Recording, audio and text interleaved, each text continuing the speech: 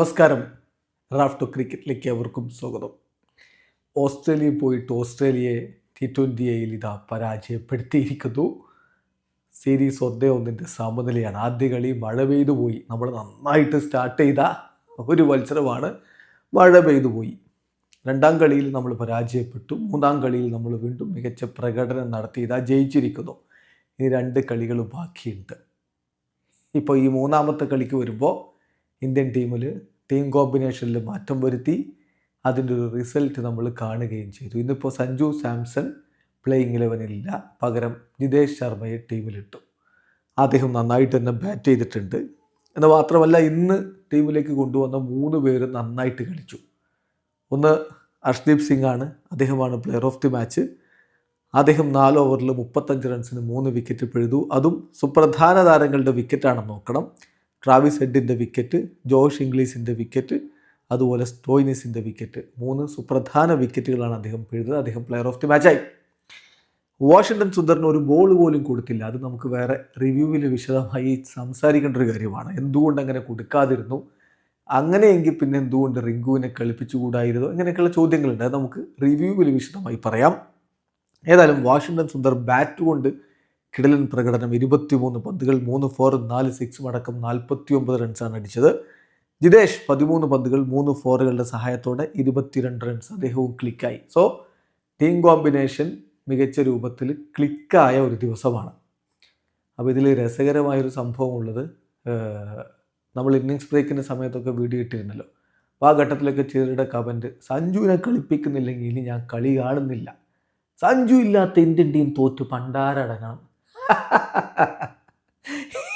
എന്ത് തരം ആളുകളാണ് ഇത്? സഞ്ജു കളിച്ചോ ഇല്ലയോ എന്നുള്ളതല്ല, രോഹിത് കളിച്ചോ ഇല്ലയോ എന്നുള്ളതല്ല, വിരാട് കോഹ്ലി കളിച്ചോ ഇല്ലയോ എന്നുള്ളതല്ല. ഇന്ത്യൻ ടീം കളിക്കുമ്പോൾ ആദ്യം എൻ്റെ ടീം ജയിക്കണം, ഇന്ത്യൻ ടീം ജയിക്കണം. അത് കഴിഞ്ഞിട്ടാണ് ബാക്കി കാര്യങ്ങൾ. അയാളെ കളിപ്പിച്ചില്ല, ഇയാളെ കളിപ്പിച്ചില്ലെങ്കിൽ അത് വേറെ ചർച്ച, വേറെ തർക്കം. പക്ഷേ ടീം ജയിക്കണം. അല്ലാതെ ഇനി കളി കാണില്ല, ഈ ടീം തോക്കണം എന്നൊക്കെ പറയുന്നവൻ ഏത് തരം ഇന്ത്യൻ ടീം ഫാനാണ്? അതൊക്കെ താല്പര്യം വേറെയാണ്. അതായത് വ്യക്തി താരങ്ങളോടുള്ള വ്യക്തിപൂജ, അതാണ് അതിനെപ്പറ്റി പറയാനുള്ളൂ. ഇപ്പോൾ തീർച്ചയായിട്ടും ഈ ടീം കോമ്പിനേഷൻ ക്ലിക്കാവുമ്പോൾ ഒരു ചോദ്യം ഉയരുന്നത്, സഞ്ജു സാംസണിൻ്റെ ഭാവി എന്താണ്? ചിലരങ്ങനെയാണ്. അപ്പോൾ നമ്മുടെ കമൻറ്റ് ബോക്സ് കാണുന്നുണ്ട്, ഇതോടുകൂടി സഞ്ജുവിൻ്റെ കാര്യത്തിൽ തീരുമാനമായി എന്നൊക്കെ. അങ്ങനെയൊക്കെ പറയാനായോ? ഒരു കളിയിൽ അദ്ദേഹത്തെ മാറ്റി നിർത്തി വേറൊരാളെ കളിപ്പിച്ചു എന്നുള്ളത് കൊണ്ട് അദ്ദേഹത്തെ പൂർണ്ണമായിട്ടും ഒഴിവാക്കി എന്നൊന്നും ഞാൻ കരുതുന്നില്ല. പക്ഷേ എനിക്ക് ചില അഭിപ്രായങ്ങളുണ്ട്. അതിനാണല്ലോ ഒപ്പീനിയൻ എന്നുള്ള വീഡിയോ സീരീസ് നമ്മൾ ചെയ്യാറുള്ളത്. അപ്പോൾ ഇതിൽ പറയാനുള്ള ചില കാര്യങ്ങൾ, ഇപ്പം ശുഭ്മൻ ഗില്ല് ഓപ്പണർ എന്ന നിലയിൽ അദ്ദേഹം അത്ര മികച്ച പ്രകടനമല്ല ഇവിടെ നടത്തിക്കൊണ്ടിരിക്കുന്നത്. 12 പന്തിൽ നിന്ന് 15 റൺസാണ് അദ്ദേഹം നേടിയത്. വൈസ് ക്യാപ്റ്റനാണ്. അപ്പോൾ അതുകൊണ്ട് അദ്ദേഹത്തെ എന്തായാലും പ്ലേയിങ് 11-ൽ ഇടുന്നു. ഏഷ്യ കപ്പിന് സമയത്ത് തന്നെ നല്ല രൂപത്തിൽ കളിച്ചുകൊണ്ടിരുന്ന, ഓപ്പണറായി കളിച്ചുകൊണ്ടിരുന്ന സഞ്ജുവിനെ മാറ്റി എന്തുകൊണ്ട് ഗില്ലിനെ ഇറക്കിയെന്നൊരു ചോദ്യമുണ്ട്. അത് ഗില്ലിനെ ദീർഘകാലത്തേക്ക് ഇന്ത്യൻ ടീമിൻ്റെ ഓൾ ഫോർമാറ്റ് ക്യാപ്റ്റനാക്കാൻ പോകുന്നു എന്നുള്ളതിൻ്റെ ഒക്കെ ഒരു ഭാഗമായിട്ടുള്ളൊരു സ്റ്റെപ്പാണത്. ഇനിയിപ്പോൾ സൂര്യ പിൻവാങ്ങുന്ന ഒരു ഘട്ടത്തിൽ ഗില്ല് നായകനാകുമെന്നൊക്കെ പറഞ്ഞു കേൾക്കുന്നു. ഒക്കെ ശരി, ഗില്ല് ഐ പി എല്ലിൽ മോശമല്ലാത്ത രൂപത്തിൽ ഓപ്പണറായി കളിച്ചിട്ടുണ്ട്. അതുകൂടി പരിഗണിച്ചുകൊണ്ടൊക്കെ തന്നെയാണ് അദ്ദേഹത്തെ ടീമിലേക്ക് കൊണ്ടുവന്നത്. പക്ഷേ ഇപ്പോൾ അദ്ദേഹം അങ്ങ് മികച്ച പ്രകടനമല്ല നടത്തുന്നത്. സഞ്ജുവിനെ മാറ്റേണ്ട കാര്യമുണ്ടായിരുന്നില്ല എന്നുള്ളതാണ് യാഥാർത്ഥ്യം. സഞ്ജു ഓപ്പണർ എന്ന രൂപത്തിൽ മികച്ച പ്രകടനം നടത്തിയിട്ടുള്ള കളിക്കാരനാണ്. സോ സഞ്ജു ആ ഓപ്പണിംഗ് സ്പോട്ട് അർഹിക്കുന്നു, അതാണ് യാഥാർത്ഥ്യം. ഇനി ഓപ്പണർ അല്ലെങ്കിലോ സഞ്ജു മിഡിൽ ഓർഡറിൽ സ്ഥാനം സഞ്ജുവിന് കൊടുക്കുന്നതിനേക്കാൾ നല്ലത് ജിതേഷ് ശർമ്മ കൊടുക്കലാണ്. അതാണ് എൻ്റെ അഭിപ്രായം. അത് നേരത്തെ ഏഷ്യ കപ്പിൻ്റെ സമയത്ത് ഞാനിത് പറഞ്ഞിട്ടുണ്ട്. അന്ന് വലിയ രൂപത്തിലുള്ള പൊങ്കാലയും കമൻറ്റുകളൊക്കെ ഉണ്ടായിരുന്നു. അതായത് സഞ്ജു എവിടെയും കളിക്കും, സഞ്ജു ഇപ്പോൾ ഓപ്പണറായി കളിക്കുന്നതിന് മുമ്പ് പലവട്ടം മിഡിൽ ഓർഡർ കളിച്ചതാണ്, അത് താൻ കണ്ടിട്ടില്ലേ എന്നൊക്കെ പറഞ്ഞുകൊണ്ടുള്ള കമൻറ്റൊക്കെ ഉണ്ടായിരുന്നു. നമ്മൾ അന്ന് അതിന് മറുപടി പറഞ്ഞാണ്. അന്ന് പറഞ്ഞ മറുപടി ഞാൻ എപ്പോഴും പറയാനുള്ളൂ. നിങ്ങളൊന്ന് എടുത്ത് സഞ്ജുവിൻ്റെ സ്റ്റാറ്റിസ്റ്റിക്സ് എടുത്ത് നോക്കുക. ഓപ്പണർ അല്ലാത്ത പൊസിഷനിൽ, ടോപ്പ് ഓർഡറിലല്ലാതെ അദ്ദേഹം മിഡിൽ ഓർഡറിൽ ഇറങ്ങിയ ഘട്ടത്തിൽ എന്താണ് പെർഫോമൻസ് എന്നും ആവറേജ് എന്നൊക്കെ നോക്കിയാൽ മതി. സോ അദ്ദേഹം ഓപ്പണറായിട്ട് ടോപ്പ് ഓർഡർ കളിക്കണം. ഇനി അങ്ങനെ കളിപ്പിക്കുന്നില്ലെങ്കിൽ പിന്നെ മിഡിൽ ഓർഡറിൽ അദ്ദേഹത്തെ കളിപ്പിക്കുന്നതിൽ അർത്ഥമില്ല. അവിടെ അദ്ദേഹത്തെക്കാൾ കൂടുതൽ ഡിസർവ് ചെയ്യുന്ന ജിതേഷ് ശർമ്മ തന്നെയാണ്. അപ്പോൾ ചിലർ ചോദിക്കും, ജിതേഷ് ഇപ്പോൾ കഴിഞ്ഞ കുറച്ച് IPL അങ്ങ് അടിച്ചതുകൊണ്ടാണ് താനിത് പറയുന്നതെന്നൊക്കെ. അങ്ങനെയൊന്നുമല്ല. അദ്ദേഹത്തിൻ്റെ കളി രീതി കണ്ടാൽ കൃത്യമായിട്ട് നിങ്ങൾക്ക് മനസ്സിലാവും. മിഡിൽ ഓർഡറിൽ ഇറങ്ങി ഫിനിഷ് ചെയ്യാൻ കപ്പാസിറ്റിയുള്ള പ്ലെയറാണ് ജിതേഷ് ശർമ്മ. സോ അദ്ദേഹമാണ് മിഡിൽ ഓർഡറിൽ കൂടുതൽ ആ സ്ഥാനം അർഹിക്കുന്നത്. ഇനിയും ചില കാര്യങ്ങൾ കൂടി ഇക്കാര്യത്തിലുണ്ട്. അങ്ങനെ അങ്ങ് സഞ്ജുവിനെ ഒഴിവാക്കുകയൊന്നുമില്ല. നിങ്ങൾ ഈ പറയുന്ന പോലെ ഒതുക്കാനാണ്, ഈ ചില ലോബികളാണ് എന്നൊക്കെ പറയുകയാണെങ്കിൽ എന്നാൽ പിന്നെ സഞ്ജുവിനെ ടീമിൽ എടുക്കാതിരുന്നാൽ പോരെ. അല്ല, ഈ പറയുന്ന ലോബിക്കും BCCI സെലക്ടേഴ്സിനും ഒക്കെ അങ്ങനെ ഒതുക്കലാണ് ഉദ്ദേശമെങ്കിൽ ടീമിൽ തന്നെ, സ്ക്വാഡിൽ തന്നെ എടുക്കാതിരുന്നൂടെ? അങ്ങനെ ചെയ്യാമല്ലോ. അങ്ങനെ ചെയ്യുന്നില്ലല്ലോ. അദ്ദേഹത്തെ ടീമിൽ സ്ഥിരമായിട്ട് എടുക്കുന്നുണ്ടല്ലോ. അപ്പോൾ മറ്റൊരു കാര്യം കൂടി, നിങ്ങൾ ഇത് കേൾക്കാത്തതുകൊണ്ടല്ല, ചിലരൊന്നും പിന്നെ കേട്ടത് ചിലത് അങ്ങ് അടക്കുന്നതാണ്, ചെവി അടക്കുന്നതാണ്. ചിലത് മാത്രം കേൾക്കും, ഒരു ഭാഗത്തേക്ക് മാത്രം കണ്ണുണ്ടാവും. അങ്ങനെ ആകുമ്പോൾ പിന്നെ നടക്കില്ല. ഈ മാന്തൾ എന്ന് പറയുന്ന മീനുണ്ട്, നിങ്ങൾ എന്താ പറയുന്നത് എനിക്കറിയില്ല, അതിനൊരു ഭാഗത്തേക്ക് കണ്ണുള്ളൂ. അപ്പോൾ അതേപോലെയുള്ള ആളുകളോട് പറഞ്ഞിട്ട് കാര്യമില്ല. കാരണം കൃത്യമായിട്ട് സൂര്യകുമാർ യാദവ് ആ ഏഷ്യ കപ്പ് കഴിഞ്ഞപ്പോൾ പറഞ്ഞ വാക്ക് നിങ്ങൾക്ക് ഓർക്കുന്നുണ്ട്.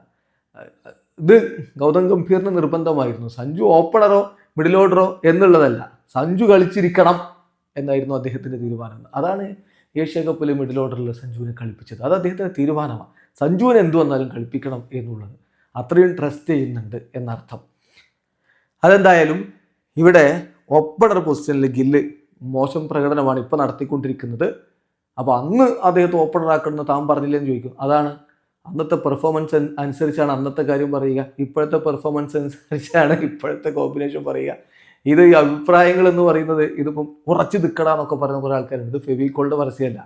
പെർഫോമൻസ് അനുസരിച്ച് അങ്ങോട്ടും ഇങ്ങോട്ടൊക്കെ മാറി മറിഞ്ഞൊക്കെ കാര്യങ്ങൾ വരും. ഇതൊക്കെ ഒരു ഇവല്യൂഷനാണ്. അങ്ങനെ മാറി മാറി വന്ന് അങ്ങനെ ഡെവലപ്പ് ചെയ്തങ്ങ് പോകുന്നതാണ്. ടീം കോമ്പിനേഷൻ അങ്ങനെയാണ് കണ്ടെത്താറുമുള്ളത്. ഏതായാലും അഭിഷേക് ശർമ്മക്ക് ഒപ്പം സഞ്ജു അടുത്ത കളിയിൽ ഓപ്പൺ ചെയ്താൽ കാര്യങ്ങൾ കൂടുതൽ നന്നാവുമെന്ന് ഞാൻ കരുതുന്നു. പക്ഷെ അതിനുള്ള സാധ്യത കുറവാണ്. ശുഭൻ ഗിൽ എന്ന വൈസ് ക്യാപ്റ്റനെ മാറ്റാനുള്ള സാധ്യത കുറവാണെന്ന് തന്നെ പറയേണ്ടി വരും. പിന്നെ മിഡിൽ ഓർഡറിൽ തീർച്ചയായിട്ടും ജിതേഷ് ശർമ്മ സ്ഥാനം അർഹിക്കുന്നുണ്ട്. പിന്നെയുള്ള ചോദ്യം വാഷിങ്ടൺ സുന്ദറെ വെറും ബാറ്ററായിട്ടാണ് കളിപ്പിച്ചത്.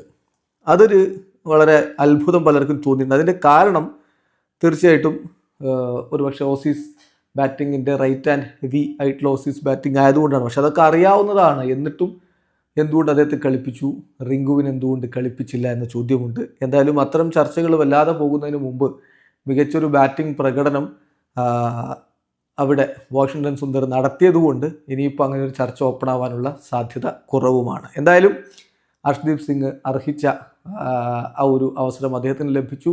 ഷോർട്ടസ്റ്റ് ഫോർമാറ്റിൽ ഒരു അസറ്റ് തന്നെയാണ് അർഷ്ദീപ് സിംഗ് എന്ന കാര്യത്തിൽ തർക്കമില്ല. ഇന്ത്യക്ക് വേണ്ടിയിട്ട് ഏറ്റവും അധികം T20 വിക്കറ്റുകൾ നേടിയിട്ടുള്ള താരവും അദ്ദേഹമാണ്. ഏതായാലും ഇപ്പോഴും ഒരു തേർഡ് സീമറുടെ അഭാവം വളരെ വ്യക്തമായിട്ടുണ്ട്. ശിവൻ ദ്യൂബയെ വെച്ചുകൊണ്ട് തേർഡ് സീമർ ഗ്യാപ്പ് നികത്താനാണ് ഉദ്ദേശമെങ്കിൽ വരുന്ന കളിയിലും പൊട്ടൽ കിട്ടും. 3 ഓവറിൽ 43 റൺസാണ് അദ്ദേഹം വിട്ടുകൊടുത്തത്.